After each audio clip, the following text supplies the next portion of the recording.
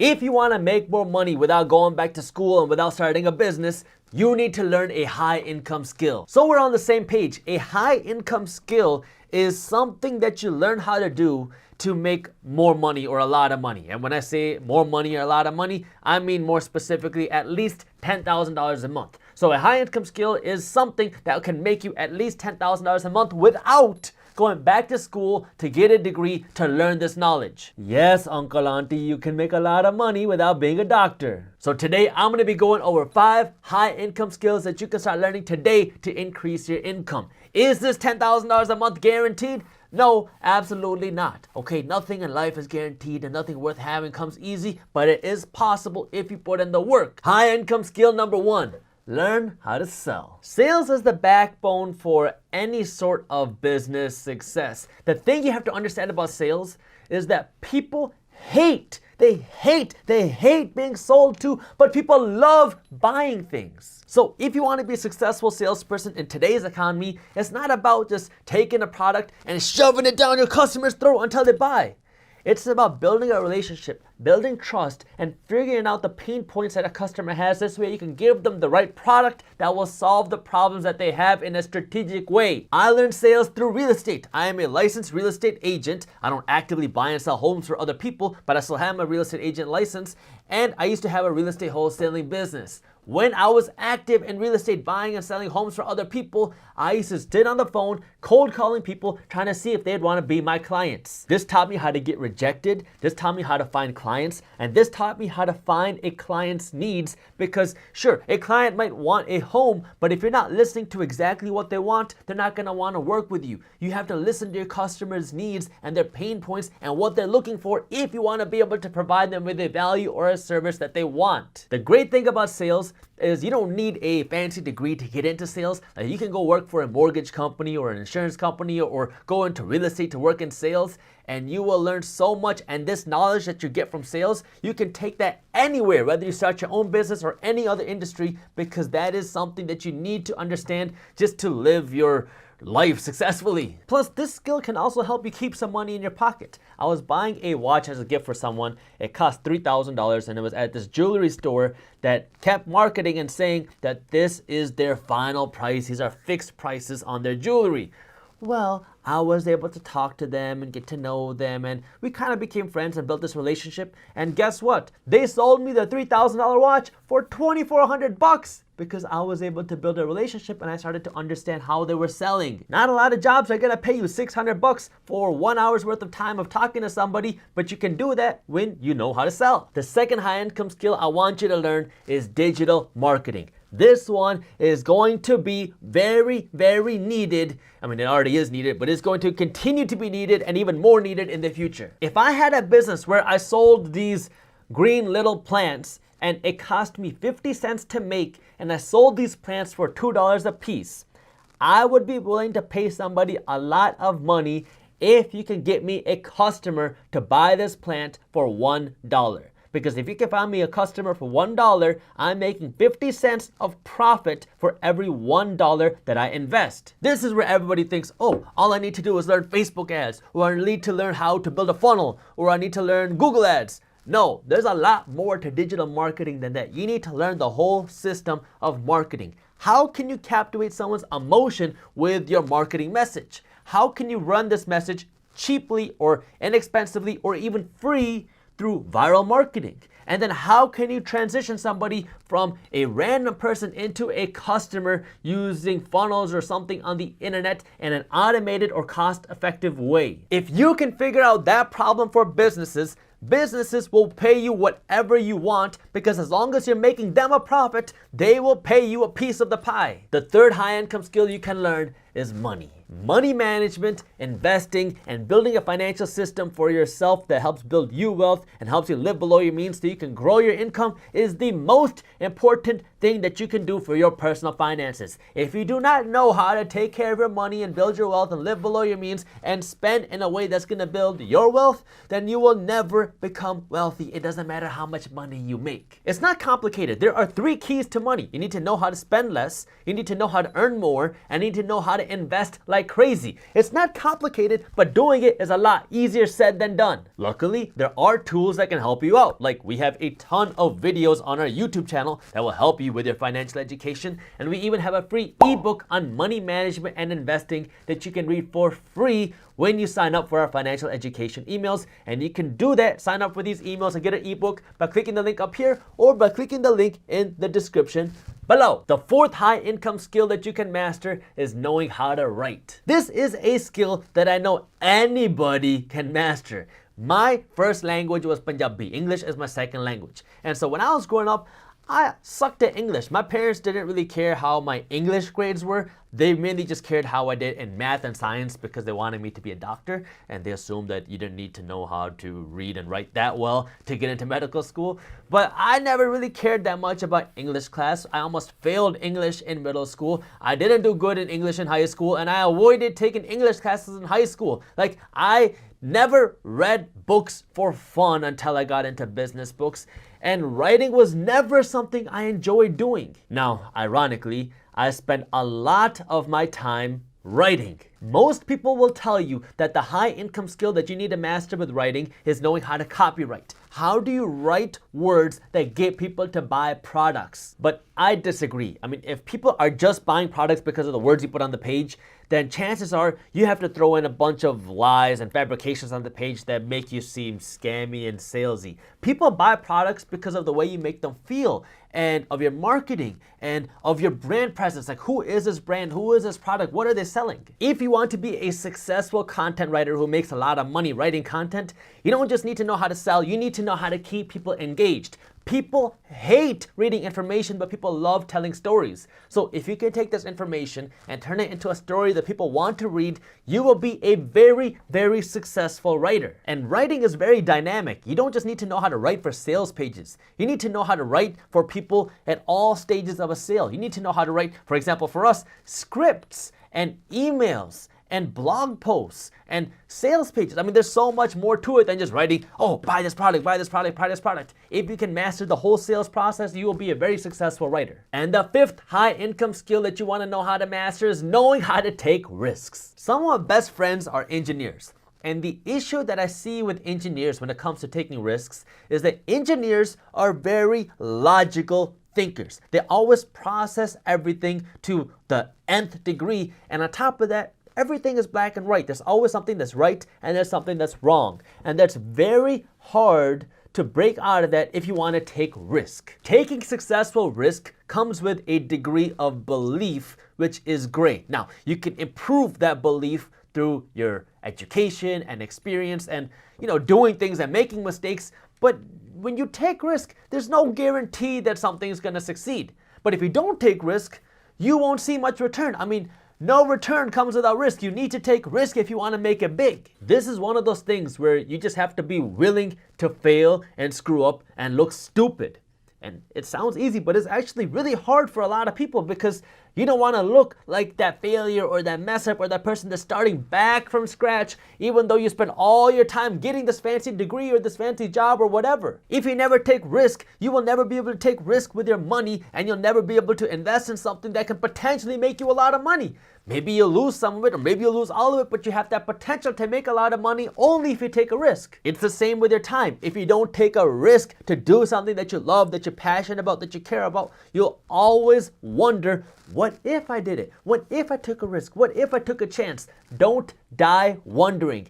Do something about it. There is no such thing as the perfect time. There will always be hurdles. There will always be obstacles. There will always be birthdays and people being born and weddings and things going on. So stop waiting around and just start today, because if you don't start now, then you will continue to keep wondering. So I want you to start now with whatever it is on your mind. Even if you don't know what the heck is going on, just go and start it and you will figure it out. Earning more money is easy.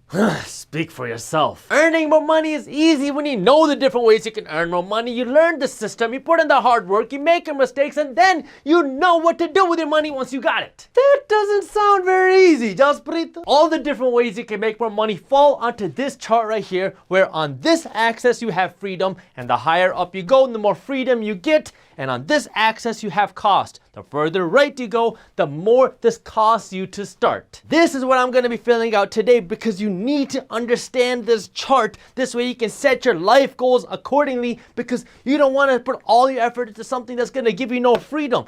That's what life is about. You want to make sure you have the freedom to do what you want to do. So let's start by talking about your job.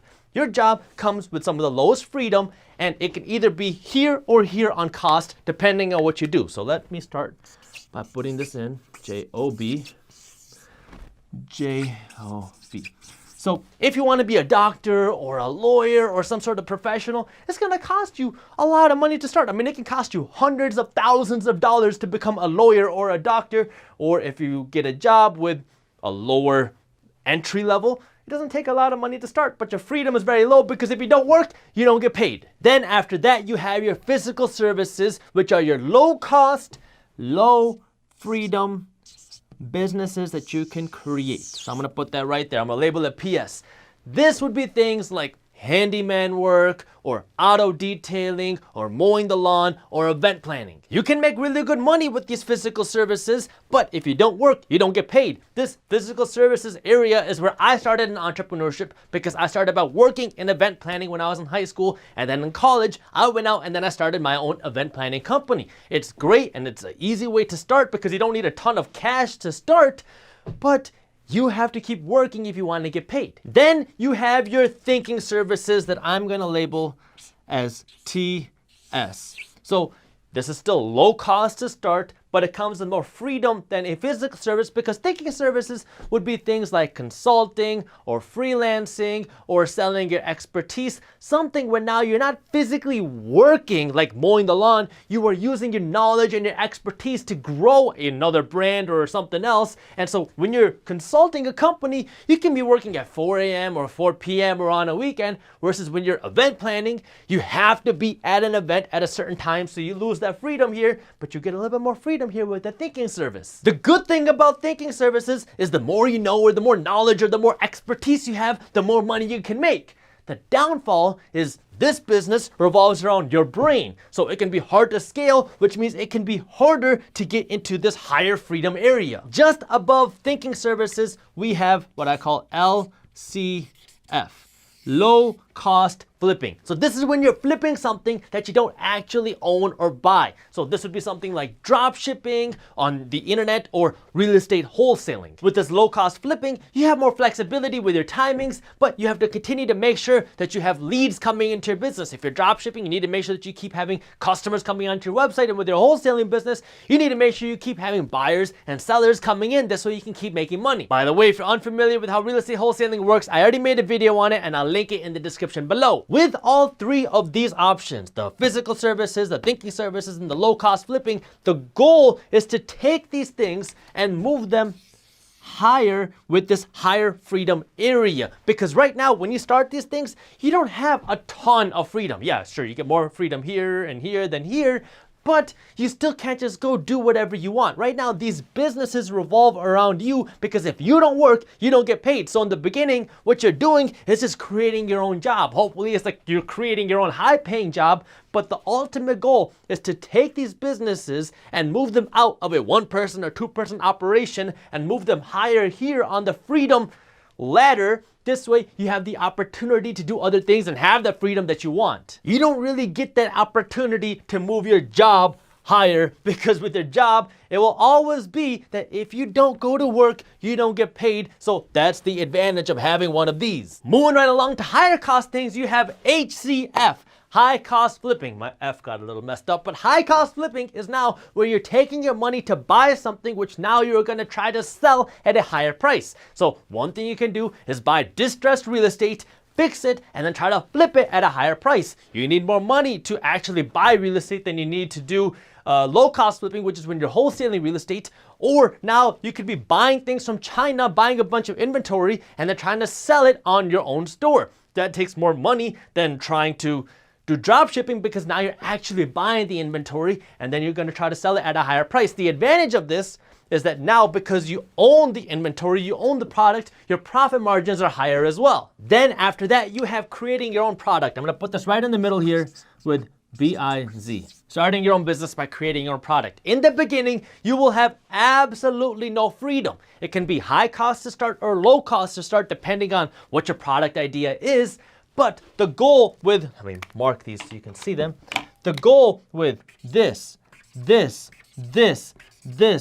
and this is to move these things higher into the freedom ladder. That way you are moving beyond yourself. This way you can have the freedom that you want, but that's still not all. These are the businesses and services and things that give you low to medium freedom. But now on to everyone's favorite, the things that give you high freedom right off of the bat. And to begin, on the left, you have stocks. After stocks, what costs you a little bit more money will be, I'll call this private investing. I'll explain what that is in just a second. Private invest. And then after that, you have real estate. You can start investing in stocks with as little as $100. You take your $100 and you can go onto a stock brokerage and invest in your favorite company like McDonald's or Nike or Amazon or whatever. And now you become a partial owner of these companies. That way, if these companies make money, which you are not working for, you get paid. What I call private investing takes more money to start. This would be your angel investing or your venture capital investing. Think of like Shark Tank, where now you have money and you're going to private companies that are not listed on the stock market. This might be a local cafe or a local restaurant or a local startup in your area. And now you're going to these companies and you're gonna give them money in exchange for some ownership, and you might provide them guidance or whatever. And now they're gonna do the work to grow. And if they can grow, they might pay you $1,000 a month just because you gave them that money to grow their business. And then you have real estate. Real estate is where now you're owning properties like houses or apartments or offices that you're not living in yourself. You're buying this real estate so you can rent it out to other people, and in exchange for you giving them your property, they will pay you rent each and every month. You don't have to go to work to get this rent. They're gonna live in the property and they're gonna pay you every single month, whether you're on the beach in Bahamas or you're at work, because they are using your property. This part of the chart is where you wanna be no matter what. But if you want to get the biggest returns, you need to have more money. Like, yeah, sure, you can invest in the stock market with $100, but the amount of freedom you're going to get with $100 really isn't anything, which is why you need to be doing one of these things and then taking the money you make from here, or here, and moving it up into the things that pay you with more freedom. Now, like I've been hinting at this entire video, the advantage of doing one of these things with the blue star is you can take one of these things, your physical services, your business, your high cost flipping, your thinking services, your low cost flipping, and if you do it correctly and you're able to scale, you can move these things into this part of the hemisphere right here. That way, now you own a business which is paying you where you are pretty hands-off in. And now you can take the money that you're making here, because these things allow you to make more cash quicker than your job, especially if you're down here. And now you can take this extra money and use it to buy these things that pay you with more freedom. There's no right answer to what you should be doing. For some of you, a job is going to be the best thing to do because you hate the idea of managing employees and creating your own thing and dealing with all that stress. That's not for you. If that's the case, stick with your job. For some of you, you're going to love working with your hands. You hate the idea of sitting at a computer and working at a desk. And so maybe for you, working on cars or physically working on lawns is going to be better for you. So you got to know what you like and you got to figure out what you want to do. But regardless, you want to take the money you make from wherever it is here and then funnel it up here. The advantage of the stars is you have the opportunity to make a whole lot more money quicker, and you have the opportunity to move these things up into the freedom part of this chart. Now, in the beginning of this video, I talked about how you need to know how to use your money this way you can grow your money, and that's where education comes in handy, because you need to understand how to use your money. And unfortunately, most of us aren't taught how to do this in school. The thinkers, the C-level executives, have a fiduciary duty to increase the share value of their corporation. AKA, the C-level executives have a duty to increase the stock price. Who does that benefit? It doesn't benefit the workers unless you're taking a piece of your paycheck and you're buying some stock in your company,